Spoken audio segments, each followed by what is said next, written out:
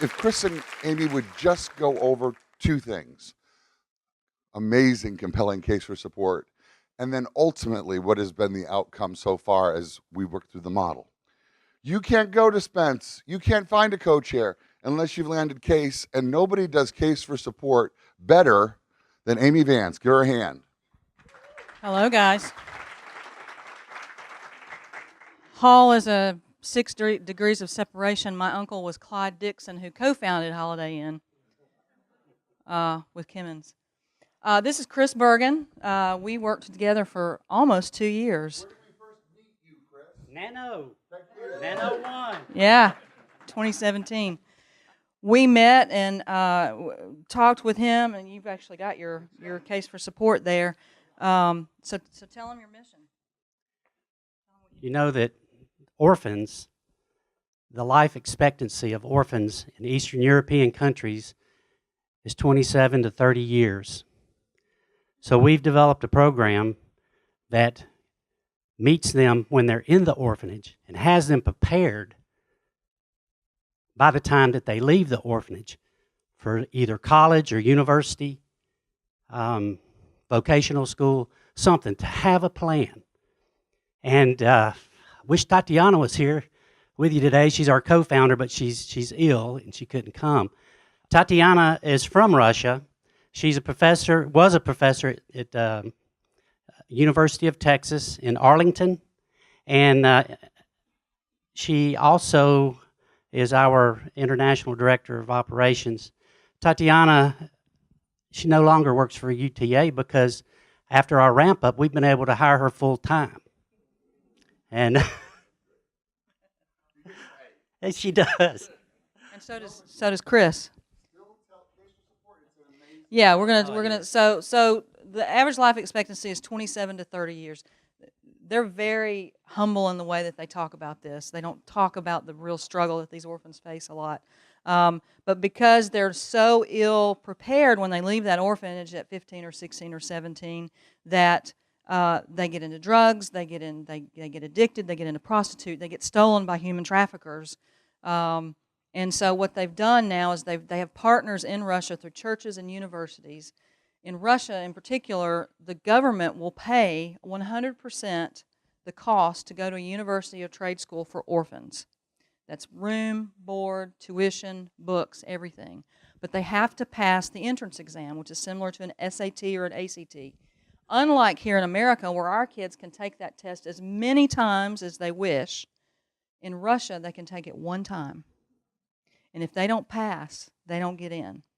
And so what they've done is partnered with churches, universities, professors, students to go into those orphanages who, by the way, those kids have been abused and neglected. They don't trust anybody. So they have a system where they ship over treats and candies and clothing and toys and things. And so those volunteer mentors begin the process by just taking in parties and singing and costume parties and shows and just all the toys and the treats. And so they begin to build a rapport and a trust with the younger kids. And as they get older, then they begin to tutor them because the education is terrible.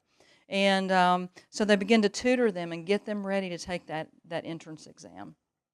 And so they get kids into college and literally, guys, literally save their lives. If I may, I just want the group to understand one aspect of your compelling case for support. Tatiana was a university professor. She had college students. She got the college students to get with the orphans and mentor them all the way through so they would pass the exam. And that reciprocal relationship between the professor, her class taking on the orphans and ensuring that her class, the kids in her class, got these kids to that SAT, it has changed the course of these children's lives. Now they have.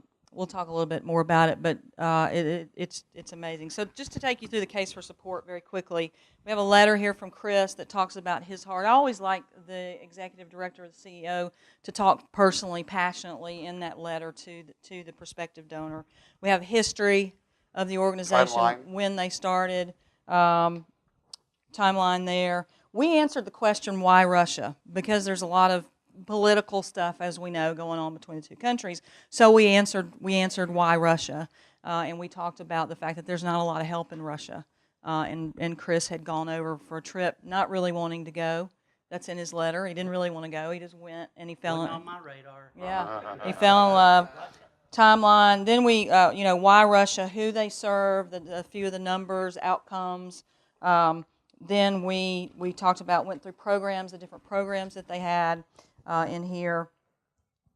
Testimonials, stories, change lives of some of the kids that they've worked with. In this beautiful picture. Lots of great photos. And then we talked about growth, building capacity, where they wanted to go in the next 3 to 5 years.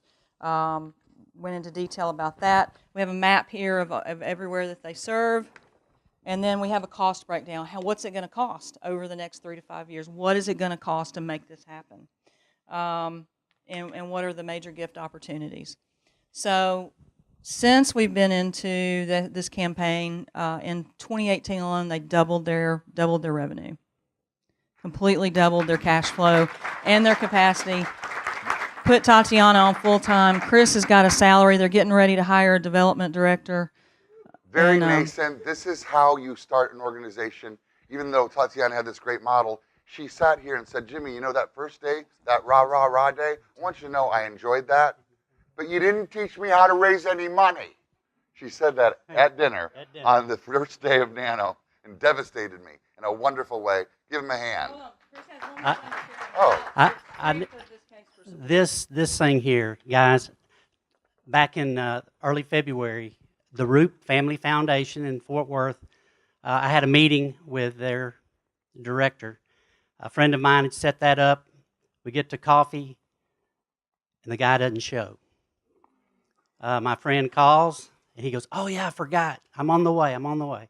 So he comes, we meet for about 2 hours, and then I get we've already decided who we're going to help in 2019, and they're helping like 14 different organizations.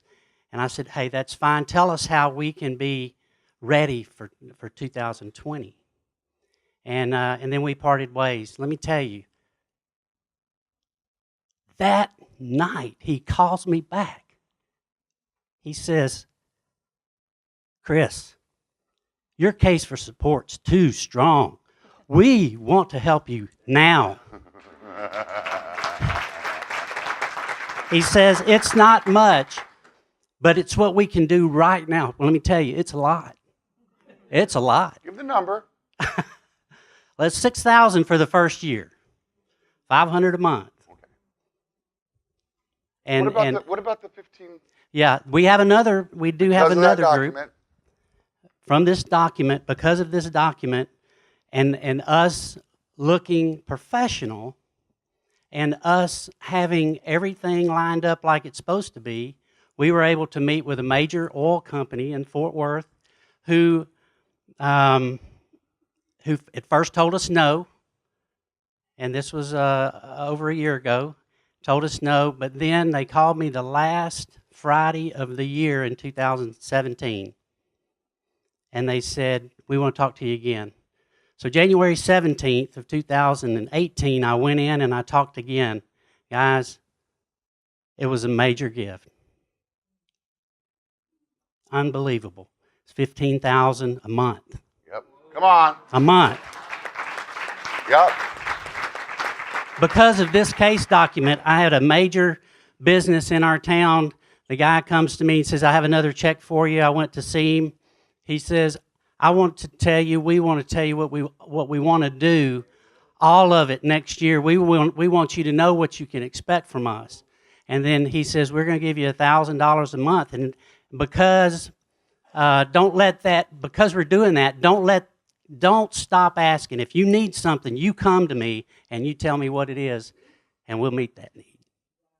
Give him a hand. Chris. Jimmy. Yes. Yes. Repeat the question after she asks it with the mic. Okay. In the process of putting that together, who was on your team, and how was that produced? And are there some available for us to look at? She asked in the process of putting that together who was on the team, and who put it. What was the process put together? Yeah. So I was their consultant. Went in and we went through organizational development where we talked about what their needs were. We talked about a staff plan. What was it going to take who was it going to take to get on staff to make this happen? Get all these people What paid. what did they need? I mean, they were working out of Chris's garage at his home. Volunteers were coming to his home. He was storing all of these clothes and toys and treats in his garage. And we knew that they needed space. They needed warehouse space and office space. So that was in the plan. We looked at what they needed. You know, everything that Jimmy and Hall have talked about is for, and Lewis, technology and furniture and space and capacity growth in Eastern Europe. They've now expanded into Vietnam. But we work together on that. I generally write them with the help. They provide me all of the information that I need to put it together. I write it. We work with a designer to do that. This one is online in the cloud. We'll talk about that later. Yeah. But I want to answer your question very specifically. We did not get together a disengaged group of volunteers who may or may not attend a meeting called a board and work through case for support with them. We did it with the strong CEO. Yep. Yes. So it was pretty much me and Chris. Tell him you didn't even meet my board members. Yeah, I didn't even meet his board when we got started. I never. He brought in two of his donors, his already major donors that had some skin in the game. And he began to groom campaign cabinet members with Case. Yep. Friends, I'm about to give you platinum. Do you know how much trouble you get into for no reason at all by putting things on an agenda? Yeah. You don't have to put anything on the agenda. The most successful organizations I've ever worked with, we didn't involve the board at all. I mean, that is honest to goodness the truth. I got somebody right now, a client right now, that the board is horrible. They're awful. They're micromanaging, but they're not doing anything. So if you can get around your board and do it without them, do it. And sorry. Okay. Give me a hand. Sorry, board. On that note.